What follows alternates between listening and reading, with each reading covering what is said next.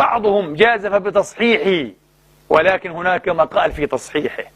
أما الحديث المخرج في صحيح مسلم أيها الإخوة، وفي مسند أحمد ومستدرك الحاكم وعشرات الكتب بأسانيد على شرط الشيخين، أسانيد صحيحة، ويكفي أنه في مسلم: تركت فيكم ما إن تمسكتم به لن تضلوا بعدي، كتاب الله وعترتي أهل بيتي. هذا لا نسمع به، وإن سمعنا به نقول حديث شيعي.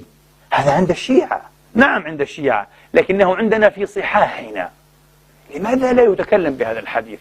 لأن المؤامرة الأموية مستمرة إلى اليوم على أهل بيت النبي. انتبهوا، هذا ما يصدم، هذا ما يصدم ويمرر ويكبد، يصيب الإنسان بالصدمة أيها الإخوة، بالمرارة، بالكباد.